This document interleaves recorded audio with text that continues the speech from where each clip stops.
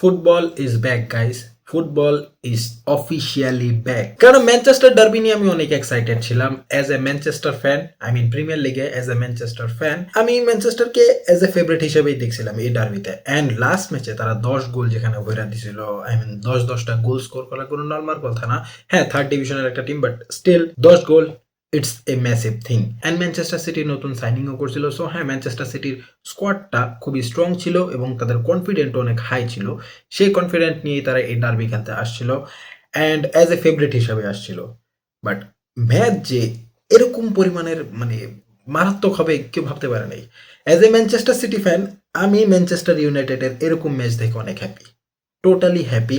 And আমি এটা বলবো যে মিশেলের ভাই ম্যান ম্যানেজমেন্ট খুবই দুর্দান্ত হয়েছে, খুবই অত্যাধুনিক ভাই। রুবিন যেই জিনিসটা করতে পারে নাই ও সেই জিনিসটা করে দেখেছে। ম্যানচেস্টারের সেই ডেড স্কোয়াডটা যেটা কিনা কোনো ম্যাচ জিততেছিল না, ছোট ছোট টিমের কাছে হাইরা গেছিল, সেই ডেড স্কোয়াডকে ম্যানচেস্টার সিটিকে পুরো হাম্বল করে দিচ্ছে। পুরো ম্যাচে টোটাল 5টা গোল হয়েছে, যার মধ্যে 3টা অফসাইড। হ্যাঁ, এখন বলতে পারো অফসাইডে গোল অনেক ইজি গোল হয়তো হয়েছে, বাট না, 3টা গোল যেগুলো হয়েছে খুবই দুর্দান্ত ভাবে হয়েছে।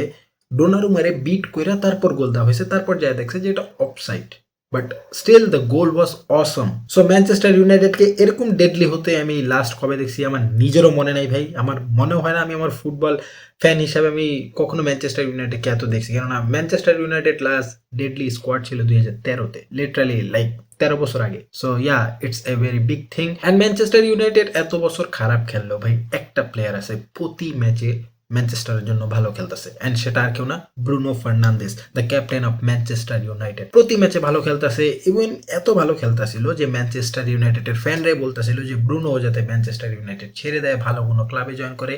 কারণ তারা চায় না এত সুন্দর একটা প্লেয়ারের এত ডাউনফল দেখতে, তার ক্লাবের জন্য এরকম একটা ডাউনফল দেখতে। বাট আই থিঙ্ক ম্যানচেস্টার ইউনাইটেডের ফ্যানরা এখন একটু হ্যাপি হতে পারবে তাদের ক্লাবটা আস্তে আস্তে, যেহেতু এক ম্যাচ হয়েছে, বেশি কেজে অ্যাজিউম করবো না, but still they are back on track. And শুধু যে ব্রুনো ভালো খেলছে এরকম না, Harry Maguire pocketed Erling Haaland ভাই, দ্য গোল মেশিন, যে কিনা এই সিজনে কম্পিট করতেছে গোল্ডেন বুটের জন্য। আর্লিং হাল্যান্ড, কিলিয়ান এমবাপ্পে এবং হ্যারি কেন, এই 3জন মিলা ভাই কম্পিট করতেছে গোল্ডেন বুটের জন্য। হে হাল্যান্ড রে পকেটেড করে দিছে, পুরো হাম্বল করে দিছে পুরো ম্যাচের মধ্যে ভাই। খুবই দুর্দান্ত ডিফেন্ডিং দিছে। অ্যান্ড আমি একটা প্লেয়ারের নাম বললে বা 2টা প্লেয়ারের নাম বললে থামা যাবে না, কারণ সবাই ভালো খেলছে, লিটারালি সবাই ভালো খেলছে। লাইক ডোরগু হোক, এমবুএমে হোক, অথবা ক্যাসেমিরোই হোক, অ্যান্ড যেটা না হলেও সাবস্টিটিউট থেকে চুনাই হোক, সবাই লাইক সবাই ভালো খেলছে। অ্যান্ড ম্যান ইউনাইটেডের এরকম ফর্ম ভাই সবাই মিস করছে, প্রতিটা ফ্যান মিস করছে এরকম একটা এন্টারটেইনিং ম্যাচ যেখানে কিনা তারা ম্যানচেস্টার সিটিকে পুরো হাম্বল করে দিছে ভাই। Literally it was worth it. যারা না দেখছে ভাই টোটালি মিস করছে, এরকম একটা জিনিস, এরকম একটা মাস্টারপিস দেখা মিস করছে। এখন ম্যানচেস্টার ইউনাইটেড ফ্যানরা কিছু একটা আশা করতে পারে, লাইক টপ 3-তে বা টপ 5-এ আশা করতেই পারে। নেক্সট সিজন তারা চ্যাম্পিয়ন্স লিগ আবার ফেরত আসবে, এরকম আশা করতেই পারে ম্যানচেস্টার ইউনাইটেডের ফ্যানরা। অ্যান্ড ম্যান সিটির বলবো ভাই কি হয়েছে ম্যান সিটির আমি বুঝতেছি না। পেপ গার্দিওলা তো লাইক হ্যাকের মোমেন্টে চলে গেছে গা, এরকম হয়ে গেছে। এত বড় বড় সাইনিং করেও তেমন কিছু রেজাল্ট আসতেছে না। লাইক তারা গত 5 ম্যাচে বা গত 4 ম্যাচে মাত্র 4 পয়েন্ট নিছে। সো প্রিমিয়ার লিগের লিগ টাইটেল থেকে তো ভাই তারা অনেক আগে ছিটকা পড়তেছে ভাই, যেখানে কিনা তাদের এবং আর্সেনালের সাথে মাত্র 2 পয়েন্টের গ্যাপ ছিল, এখন তারা বিশাল একটা গ্যাপে চলে গেছে। সো তাদের জন্য প্রিমিয়ার লিগ জিতা খুবই টাফ, যদি না আর্সেনাল বটল করে। সো ইয়া, প্রিমিয়ার লিগের রেসটা এখন খুবই এন্টারটেইনিং হইতাছে। প্রথম প্রথম যে আছে ওরা বাদ দিয়ে দাও, আর্সেনাল এবার জিতবো, আর্সেনাল এবার জিততে যাবো। হ্যাঁ, আমি বলছিলাম এই সিজনের শুরুতে যে ম্যানচেস্টার সিটি জিতবো, কারণ পেপ গার্দিওলা কখনো 2টা সিজন ট্রফিলেস যায় নাই। বাট ম্যানচেস্টার সিটির এরকম ফর্ম দেখা কিছু বলা যায় না, বাট দেখা যাক এট দি এন্ড কি হয়। অ্যান্ড অন্যদিকে লা লিগায় রিয়াল মাদ্রিদ খুবই কষ্টে, হ্যাঁ খুবই কষ্টে 3টা পয়েন্ট জোগাড় করছে লা লিগায় 17 পজিশনে থাকা লেভান্তের বিপক্ষে।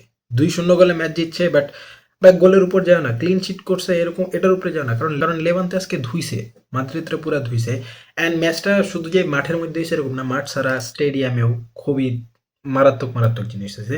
লাইক প্রথম থেকেই কথা চলতেছিল যে মাদ্রিদের ফ্যানরা অনেক বুইং করবে, ট্রোলিং করবে, বাট পেরেস ওয়ার্নিং দিয়ে দিছিল যে যারা আলট্রা আছে, ফুটবলে আলট্রা বলে একটা ফ্যান বেসকে, যারা দেখবা গোলকিপারের পিছিয়ে থাকে তাদেরকে আলট্রাস বলা হয়।